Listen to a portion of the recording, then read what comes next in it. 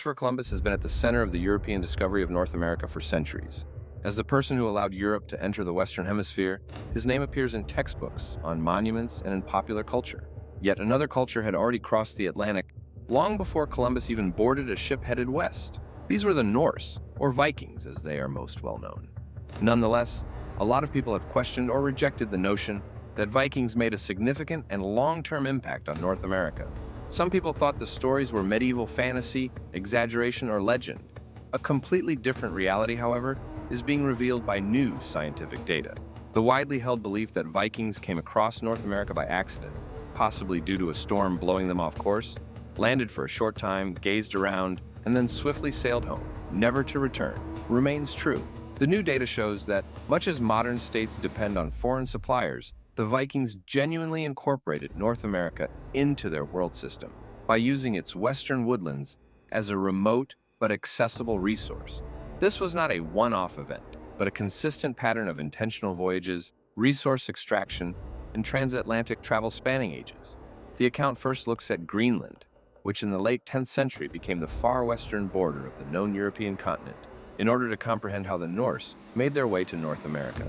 North seafarers pushed outside of Scandinavia during this period of Viking expansion, settling in the Faroe Islands, Iceland, and finally Greenland itself.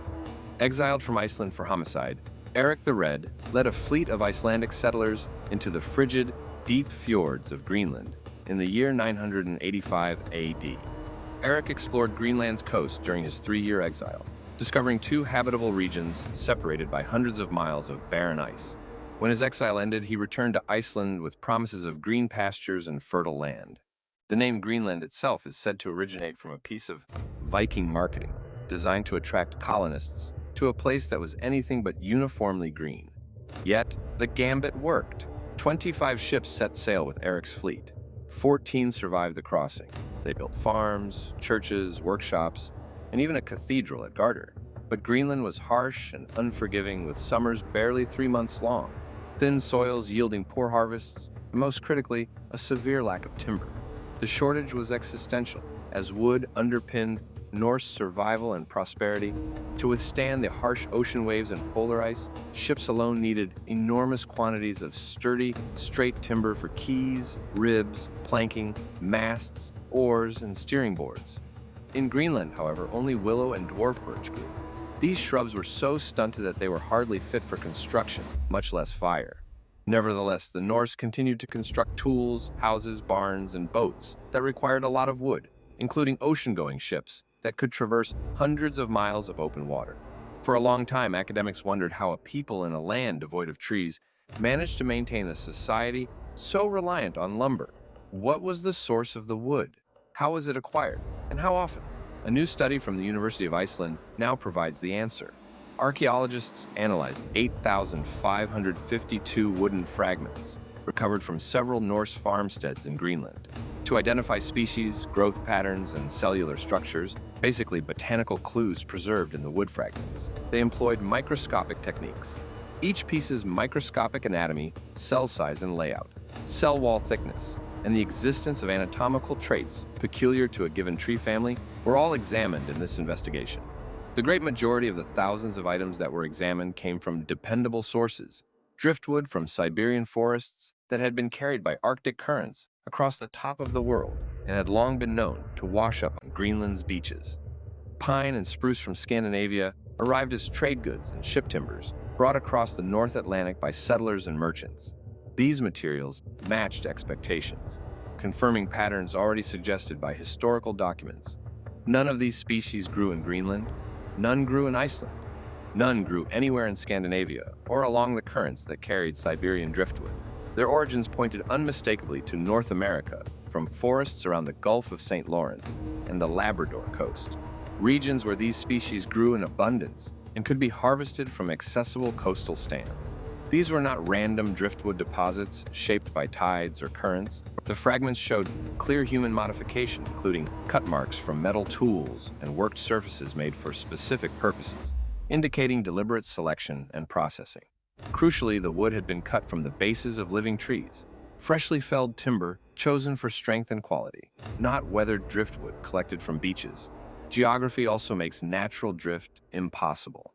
Although Siberian driftwood can reach Greenland via the transpolar drift across the Arctic Ocean and sea ice, no ocean current could carry hemlock or jack pine from North America. These species grow along the eastern North American coast, entirely outside Arctic current systems. For such wood to reach Greenland, human action was required: cutting, loading onto ships, and transport across the Davis Strait. All 26 North American wood pieces came from a single site, Gard Cathedral, the seat of Greenland's bishop and its most powerful farmstead, indicating that only wealthy households could obtain such valuable material. North American timber was a luxury accessible to elites, but beyond ordinary farmers. All of the evidence suggests that structured Norse societies conducted planned, purposeful excursions that were funded by those who could afford to outfit ships and personnel for perilous crossings rather than a single frantic journey. The discovery of the remnants of a northern hamlet at Meadows, on the northern tip of Newfoundland, in 1960 marked the beginning of the present chapter in this saga. Long homes, workshops, and a very Scandinavian iron smelting furnace may be found here. But in 2021, researchers achieved something even more precise. Using cosmic radiation signatures preserved in tree rings, they were able to date Viking activity at the site precisely to the year 1021. Meadows is the earliest known European settlement in North America, predating Columbus by nearly 5 centuries, and proves the Norse reached the continent and established a foothold, however brief. Yet, the newly analyzed Greenland wood reveals something deeper. The Vikings did not make a single visit and withdraw forever. They returned repeatedly, transporting timber and resources across the Davis Strait and maintaining contact over what may have been centuries. Meadows was likely not the only Norse site, and it reflects a broader pattern of recurring journeys. Medieval Icelandic sagas from around the year 1000 described westward voyages to lands rich in forests, game, and resources, specifically noting Greenlanders traveling to Markland, which corresponds to the Labrador coast for timber. Once dismissed as fiction, these accounts are now supported by scientific evidence indicating the sagas preserve a core of historical truth.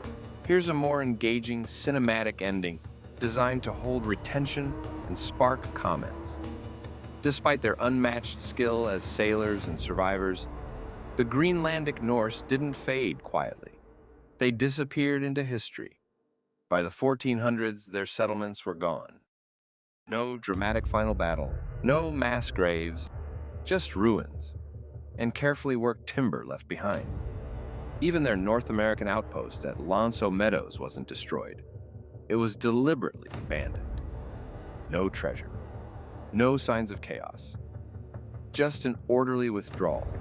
And yet, evidence suggests the site may have been revisited as late as 1145 AD, more than a century after it was first established. But here's where it gets fascinating. Fragments of North American wood have been discovered in northern Greenland. That means the Vikings weren't just landing once and leaving. They were crossing the Atlantic repeatedly, harvesting timber, transporting it back, maintaining contact over long periods of time, centuries before Columbus. For generations, scholars debated whether the sagas were myth or memory. Now, archaeology is proving something remarkable. Those stories carried a core of historical truth, and we may only be scratching the surface.